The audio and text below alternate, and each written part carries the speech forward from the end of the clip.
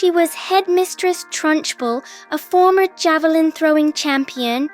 But to me, she always seemed like a beast in uniform, maintaining order with fury. But to me, that wasn't strange. My name is Matilda, and I grew up in chaos and noise. Authority, never a word I trusted.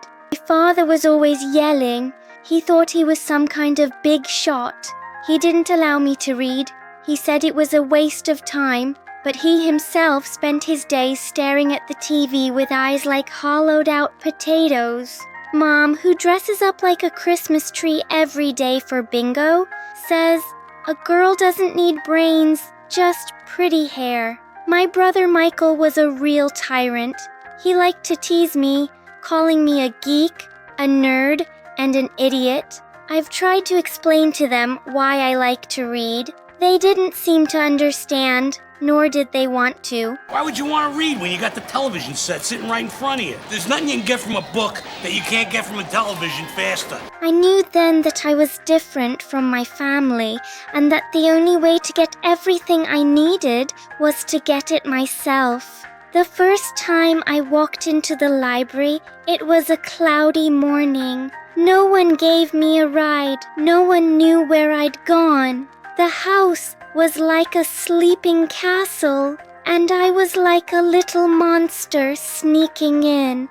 Would you like me to pick you out one with lots of pictures in it? No, thank you. I'm sure I can manage. I sat in the library that day and read until dark.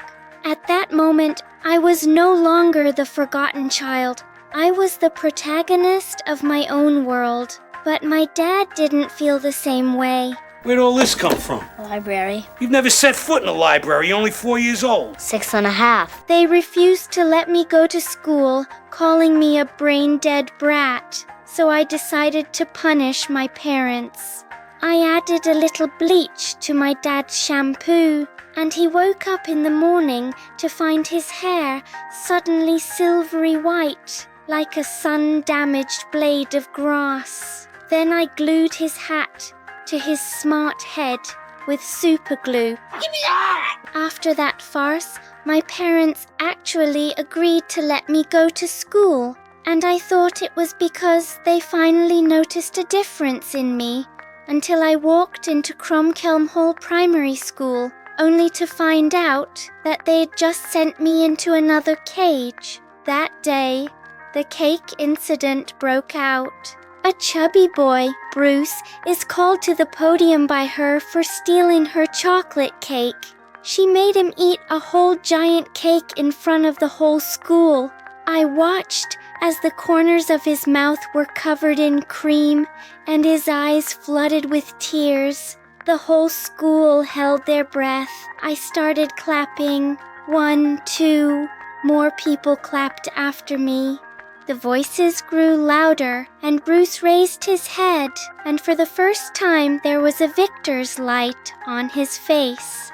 Tricky Bull's face changed color with anger. She couldn't fathom it when children were united.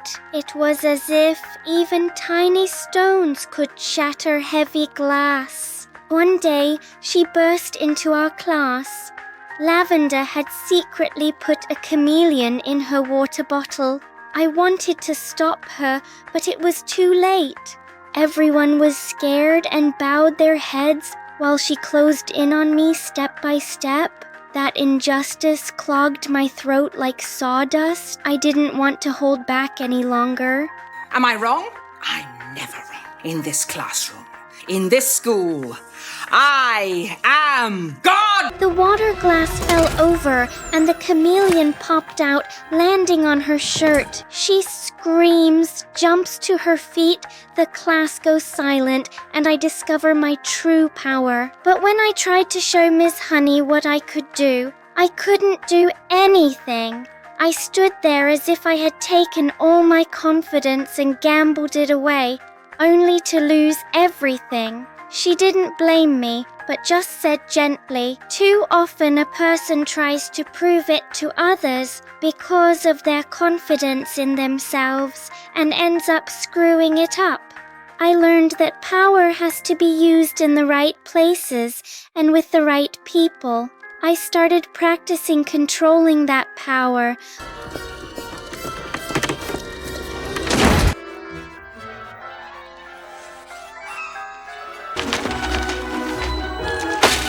Not to retaliate, but to protect. You may not believe in fate, but you must believe that you can change it. Miss Honey invited me to her house and slowly talked about the past. A past I couldn't imagine.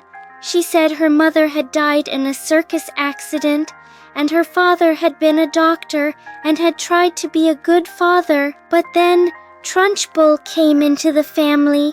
She says Trunchbull took care of her, but in a way that made her sleep in the attic, eat cold food, and be yelled at and even pushed. Then, at the age of 5, her father died suddenly, and everything became the rightful property of the principal. I couldn't believe that father would commit suicide, but what's hardest for me is that Ms. Honey talks so easily, as if she's long been accustomed to being preyed upon, and I couldn't accept that. So I did what others would have considered too immature. We decided to sneak into the Trunchbull house. All we wanted was to take the stolen doll. It was Mrs. Honey's childhood, but just as we were about to get it, Trunchbull came back early. She pushed the door open with a bang that sounded like a gunshot, and we scrambled into the basement. I heard Honey's heart beating like a rapid drum. I heard Trunchbull roaring upstairs like the hiss of a monster. Promise me you will never go back in that house again. I promise. I'm not afraid. I mean, of course I'm afraid, but more than that, I'm resigned. Resigned to the fact that we were getting back what was ours and having to be hunted down like prisoners. So I went back to that house anyway. You don't say I'm capricious. It's me who understands. There was no way Honey could have come back for that doll on her own, nor would she ever claim her father's honor for herself. She's too kind. So kind that she's willing to forgive the world's injustices. But I wasn't willing. I wasn't just a smart kid. I was her friend. I went inside, retrieved the dolls, burned the disgusting portrait, and hung the portrait of Honey's father back up. I scared Trunchbull out of her wits with flying furniture, violent winds, and tumbling teacups. She thought it was a ghost, but it was really Justice. But she eventually found my hairband. She knew it was me, but this time I didn't flinch. Trunchbull burst into the classroom, her footsteps like thunder, and her eyes like she was trying to burn through the air. I didn't move. I didn't even speak. Chalk flew up in midair and scribbled the sentence on the board that was enough to tear her disguise apart.